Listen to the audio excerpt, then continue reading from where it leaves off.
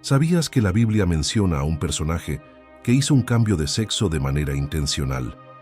Esto ocurre en una de las historias más intrigantes de las Escrituras. Es importante entender que la idea de cambio de sexo no es algo moderno, sino que tiene raíces mucho más antiguas, siendo incluso una práctica común en ciertos periodos históricos. Durante el reinado de los medos y persas, el rey Asuero, un gobernante poderoso y celoso, adoptaba una práctica peculiar. Contrataba a hombres para trabajar en el palacio real, pero con una condición extrema. Esos hombres eran castrados. El objetivo era garantizar que sus esposas y reinas permanecieran fieles, sin posibilidad de relaciones extramatrimoniales. Esta práctica tenía un propósito específico, pero muchas veces se utilizaba para transformar a los hombres en figuras afeminadas, con el fin de usarlos en las celebraciones y festividades del rey. Algo similar ocurrió con Nabucodonosor, quien frecuentemente traía personas a su palacio y las transformaba en eunucos. Estas acciones nunca tenían una connotación positiva. Además, vemos que el rey Asuero adoptaba una práctica similar, usando la mutilación como forma de humillación y castigo contra los pueblos derrotados en sus guerras. La mutilación tenía el efecto de remover la masculinidad de las víctimas, volviéndolas incapaces de rebelarse. Esta práctica se basaba en la mentalidad de la época, donde un hombre que perdiera esa fuerza jamás sería visto como una amenaza. Cabe resaltar que estas acciones eran frecuentemente empleadas por los reyes para garantizar su propia seguridad o para forzar un cambio en la orientación sexual de otros según sus propios deseos. ¿Alguna vez has reflexionado sobre un momento en la Biblia en que alguien por pura elección hizo algo tan radical con su propio cuerpo?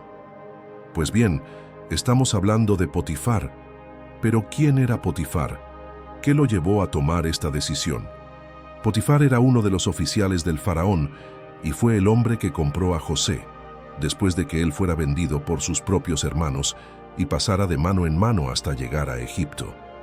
Al llegar allí, Potifar se interesó por José y lo adquirió como esclavo.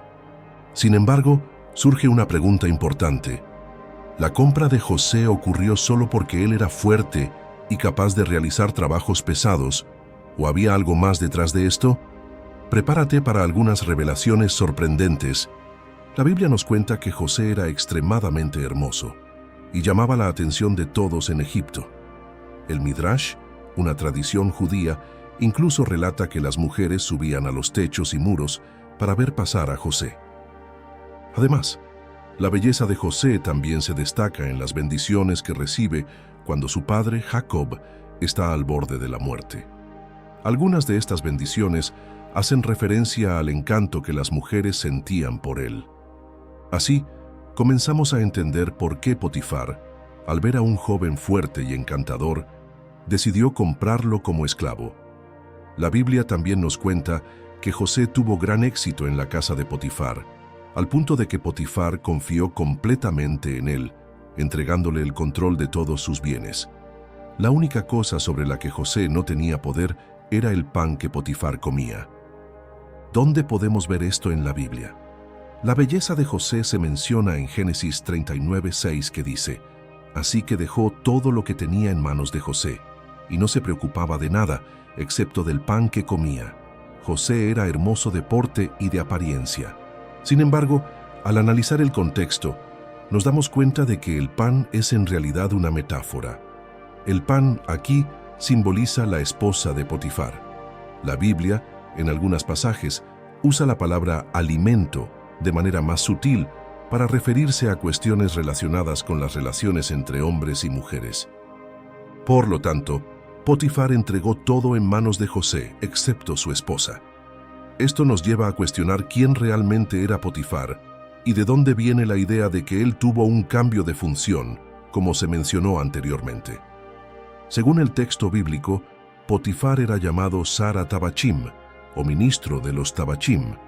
El término Tabachim, en hebreo, tiene un doble significado.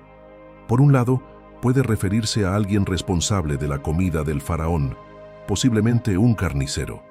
Sin embargo, en otra interpretación, Tabachim también puede significar verdugo, la persona encargada de ejecutar la muerte de los prisioneros por orden del faraón.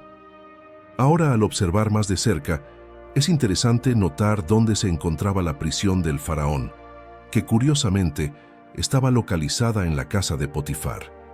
El texto bíblico nos dice que Potifar puso a José en la prisión, que estaba en la casa del capitán de la guardia, o Saratabachim en hebreo. Este lugar era el mismo donde José ya estaba preso, lo que tiene sentido, ya que Potifar, siendo un oficial de alto rango, probablemente era una persona severa y rigurosa. Podría tener una función aún más cruel, tal vez como responsable de ejecutar las órdenes del faraón, además de supervisar a los prisioneros. Cuando la Biblia nos presenta a Potifar por primera vez, lo describe como Seris Ameler, lo que indica que él era un ministro y también un saris, término hebreo que se refiere a un eunuco. Esto puede causar confusión, pero es importante entender que la Biblia a menudo usa expresiones que se refieren a algo que aún está en proceso. Un ejemplo de esto es la descripción de los 4 ríos en la creación del mundo, mencionados en el libro de Génesis. En ese tiempo no había ciudades, pero la Biblia ya describía ciudades que surgirían en el futuro, asociándolas con los ríos.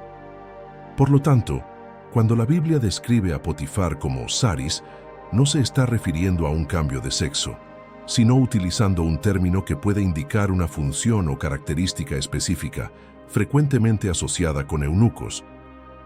Esto es algo que vemos en la historia de Nabucodonosor, pero también hay otros eventos impresionantes. Un ejemplo de esto involucra a José, que era un hombre muy atractivo y encantador.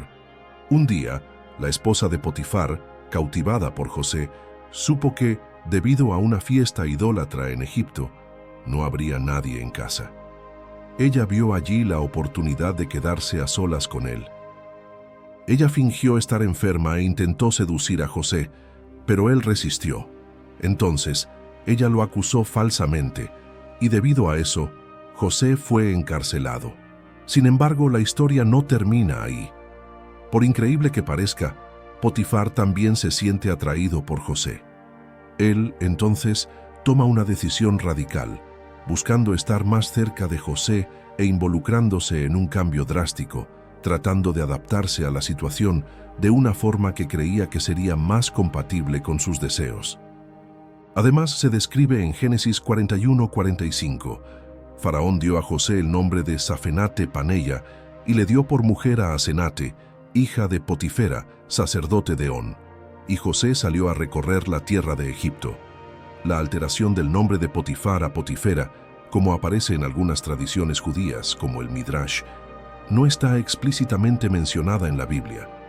Estas variaciones de nombres pueden ser resultado de interpretaciones rabínicas y no de un cambio directo en el texto bíblico. Sin embargo, el concepto de un cambio en el nombre de Potifar, en algunas fuentes, puede ser una forma de reflejar la transformación o los eventos relacionados con su vida y su relación con José. Pero bíblicamente, esto no se aborda directamente en el texto. Esta es una manera de narrar la historia, sin distorsionar los hechos, pero ofreciendo una interpretación que conecta los eventos descritos en la Biblia. Los grandes comentaristas de la Biblia, como el renombrado rabino Shlomo Yitzhak, el rabino Moshe y el rabino Yaakov, también afirman que Potifar y Potifera eran en realidad la misma persona.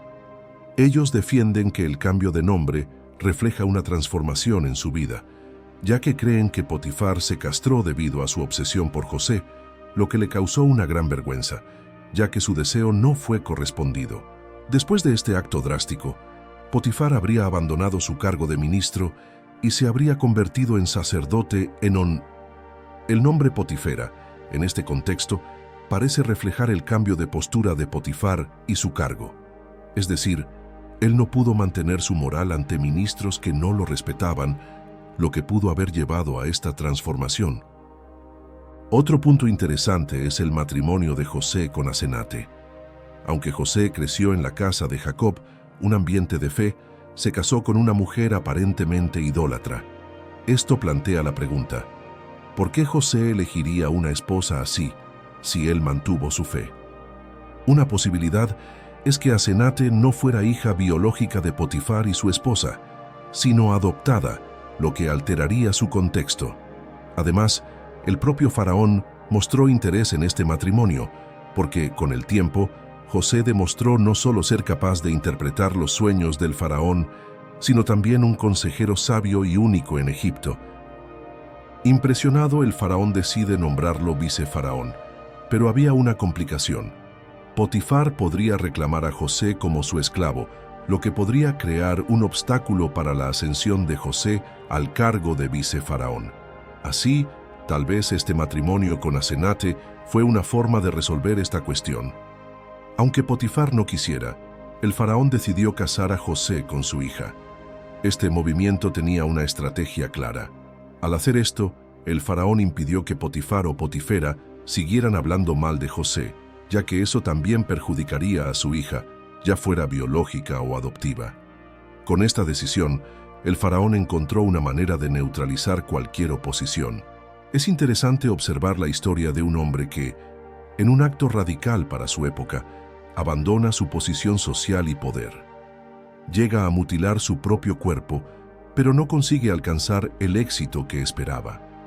La Biblia nos ofrece lecciones aún extremadamente relevantes hoy, mostrando que muchos de los dilemas que enfrentamos tienen raíces antiguas con enseñanzas que continúan sorprendiéndonos. Al explorar las complejas historias de la Biblia, nos damos cuenta de cómo cuestiones de moralidad, deseo e identidad siguen siendo relevantes, incluso después de tantos siglos. La historia de Potifar y José nos enseña sobre el poder de las decisiones personales, las consecuencias de nuestros actos, y nos recuerda que, aunque nuestras luchas puedan parecer únicas, existen lecciones atemporales que podemos aplicar en nuestro día a día.